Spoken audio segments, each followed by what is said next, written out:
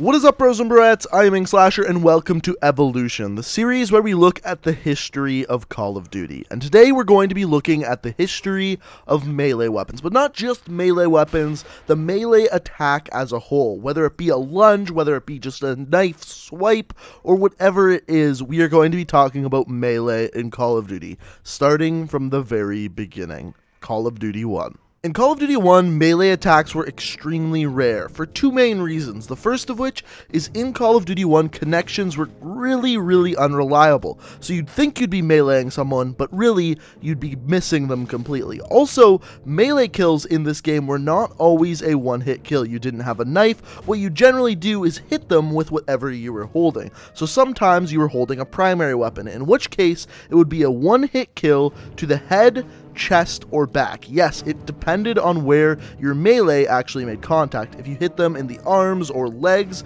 it would not be a one-hit kill. Similarly, if you were holding a grenade, smoke grenade, satchel charges, binoculars, or even just a pistol, it would never be a one-bullet kill. The most damage it would do is 50 damage, making you have to get 2 hits to actually get a melee kill with anything other than a primary weapon. In Call of Duty 2, it mostly stayed the same. Once again, you were almost always hitting someone with the butt end of your weapon to deal melee damage. One change they did make, though, is equipment was no longer selectable, meaning you could not melee attack someone with a piece of equipment like grenade or binoculars anymore.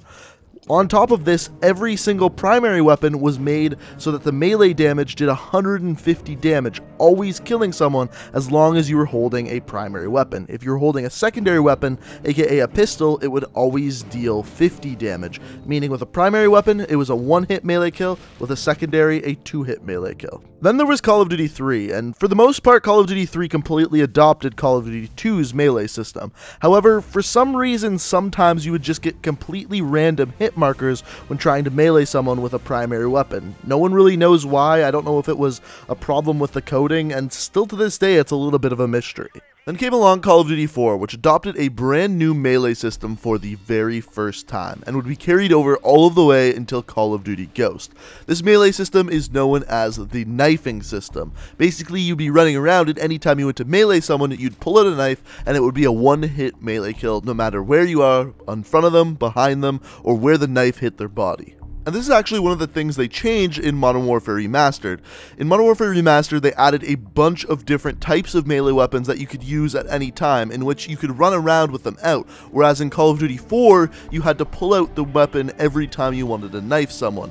Difference being is you couldn't run around with a knife out in COD 4. In Modern Warfare Remastered, you can run around with these new melee weapons. From this point forward, all the way until Call of Duty Ghost, there weren't too many large changes to the melee system in Call of Duty games. However, there was certain small things added in. For example, in Call of Duty World at War, once again, they adopted the knifing system of Call of Duty 4.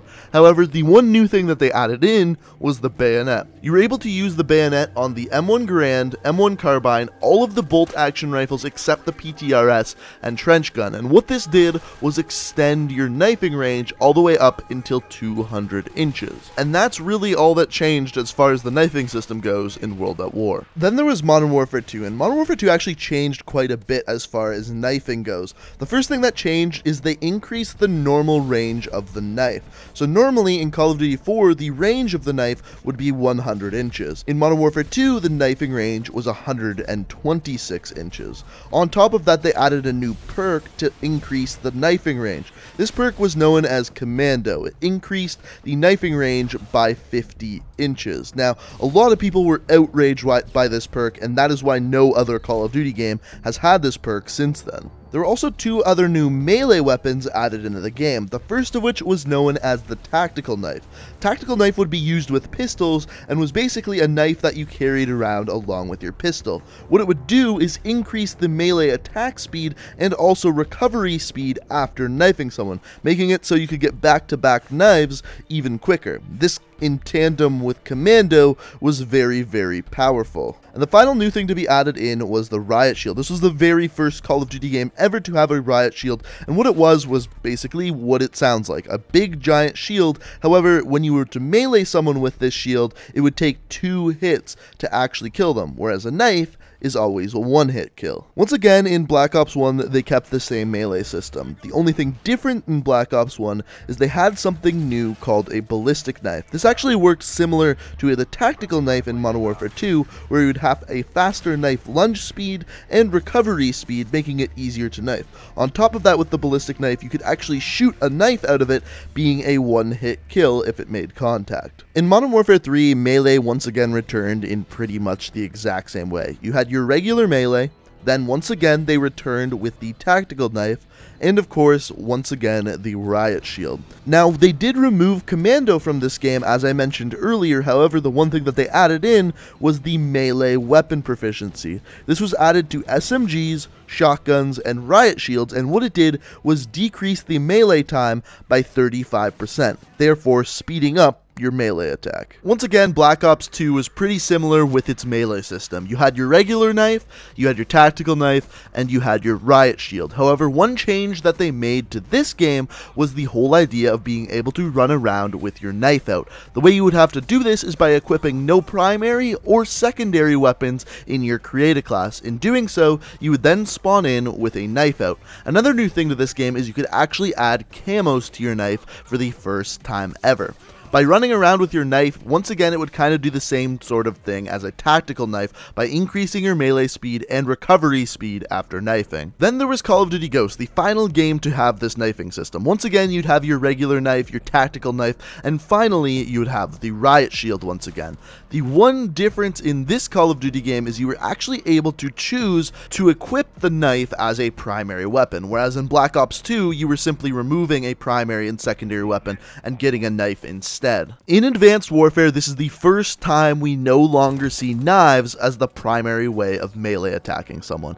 In this game, you would punch someone so hard that it would actually kill them, because in Advanced Warfare, you had an exosuit, and because of this, the Falcon Punch could actually end up killing someone. That being said, though, you could still choose a combat knife as your weapon, or you could also use a tactical knife like in other Call of Duty games.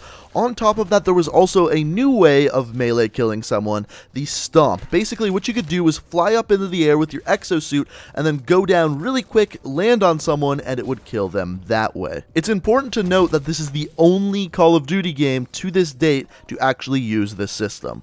In Black Ops 3, they introduced the removal of panic knifing, or in the case of Advanced Warfare, panic punching. But basically what this was is when someone would run around the corner, one of the players would panic and press the knife button and kill someone because of it. In Black Ops 3, the regular melee system is going to be a 2-hit melee kill, dealing 50 damage both times. The one exception to this, however, is if you melee someone in the back. If you melee someone in the back, it will be a 1-hit kill. Of course, there is still a way to get a 1-hit melee kill, and that is equipping a melee weapon. In the beginning of Black Ops 3, there was one melee weapon, the combat knife, but later on, they introduced many others, upwards of 20 other different melee weapons. These included things such as nunchucks, such as swords, and even as rare as someone's left arm. And then there's Infinite Warfare, and Infinite Warfare basically just took Black Ops 3's melee system and implemented it into their game. Once again, the melee hits with non-melee weapons are going to always be a 2-hit kill unless it is to the back. Other than that, there is 2 different melee weapons as of right now in Infinite Warfare. You have your regular combat knife and you have an axe. There is also another epic version of the axe called the Headsman that you're actually able to throw, but other than that, you're pretty much just looking at an axe and a combat knife. But guys, that is pretty much it. That is the evolution of melee in Call of Duty. If you learned something today or enjoyed the video, it would be fantastic if you could hit that like button. I put a ton of effort and it took forever to get all the different gameplays for this video. So if you could hit that like button, it would be very much appreciated. If you're new to the channel and like what you see, it'd be awesome if you could hit that subscribe button. But guys, I hope you enjoyed the video. Thank you so much for watching, and until next time, peace out. We are reaching for the stars, but we're making this too hard, and I want